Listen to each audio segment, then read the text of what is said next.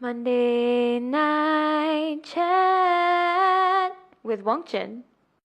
Brought to you by the Member of Parliament for Kelana Jaya in collaboration with Invo.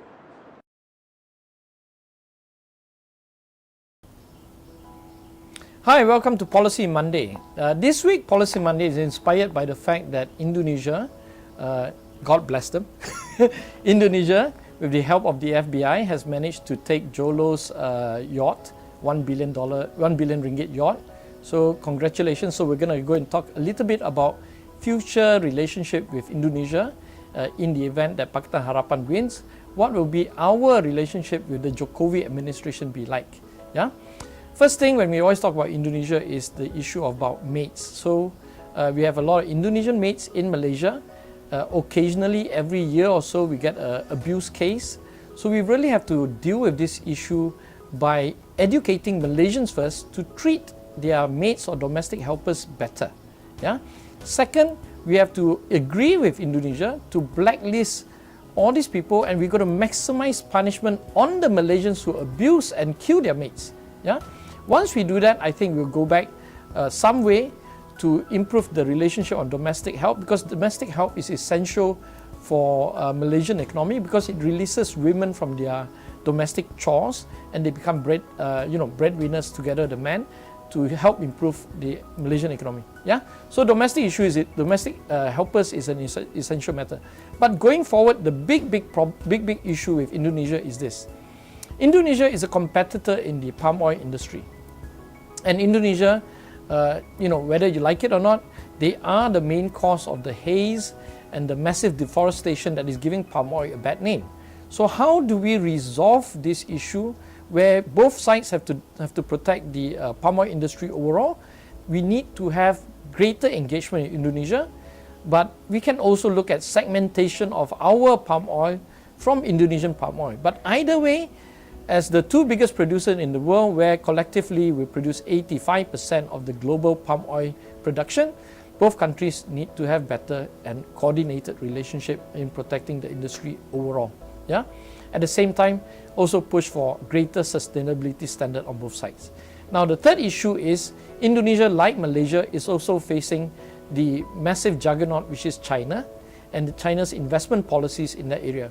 When I was in Jakarta about 6 months ago, I got to meet Jokowi's economic advisor, and he was telling me that they were looking at massive development in billions of US dollar, where the Chinese are giving very cheap infrastructure loans to Indonesia to develop roads, electricity, ports even. Yeah. So we need to talk to Indonesia, because these are the two biggest, the biggest economy in Southeast Asia. How do we coordinate a better working relationship with China without selling away our national interests, which is what Najib is doing at the moment, and which is what Dr. Mahathir is against, and overall Pakatan Harapan is against. Yeah. So domestic workers, the issue about palm oil, and also issue about dealing with China. And the last issue, and the positive issue, is this: if we become government in Pakatan Harapan, we take over government in this GE14, yeah, we are going to be a beacon of democracy. That much I can promise you. I think there will be massive democratic reforms, there will be human rights reforms, and this is where we can find a commonality with Jokowi. Yeah? Two of this country, Indonesia and Malaysia, must improve ties to become the center for democracy in a region where democracy is lacking. So I look forward to cooperation with them. How do you push the human rights agenda to the maximum so that other countries, Thailand, Singapore to some extent, Myanmar and Cambodia, Laos, all these countries start to adopt greater democratic practices. And this is where we can then really create a stronger ASEAN as a bloc, the two countries going forward on democratic reforms. That's it for this Policy Monday this week, very short. Again, thank you very much. Terima kasih Indonesia for taking that yacht from Jho Low. That's it for this week. Welcome to Q&A this week. As usual, we've got a series of questions. So the new interns have prepared 5 questions for me. Let's try and do it in 120 seconds. As usual, there will be a mix of international and local issues. Brian, are you ready? Let's start now. First question.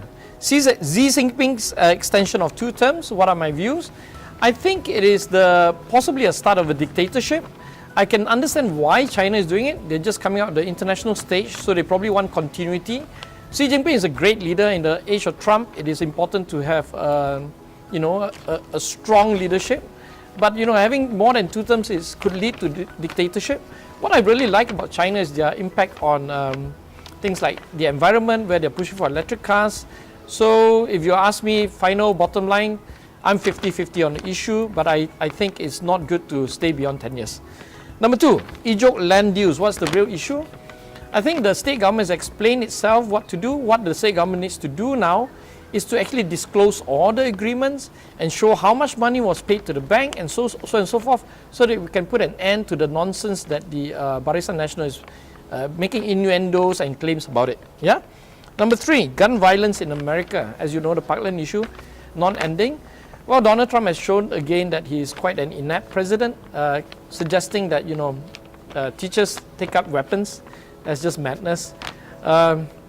It's so clear. You just have to eliminate and as much as possible, prevent at least heavy rifles and machine guns cannot be sold. Yeah.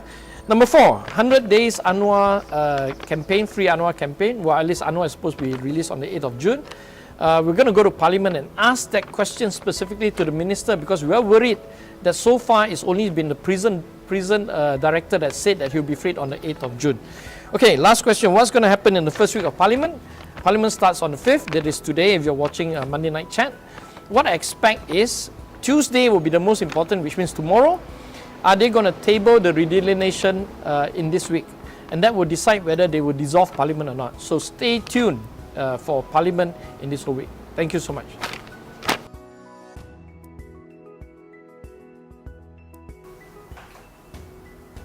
Hi, my name is Dhinaa. I've been here for a week now.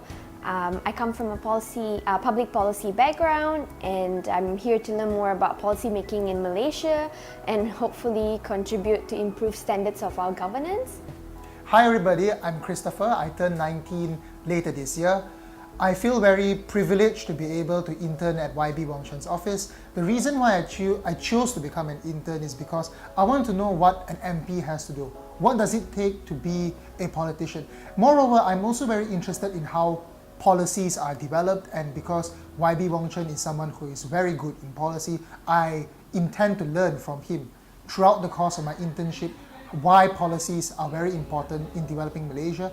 And as the general election looms closer, I hope that throughout this internship I will have the ability to have an insight into how political parties try their very best to win the hearts and minds of voters. Thank you.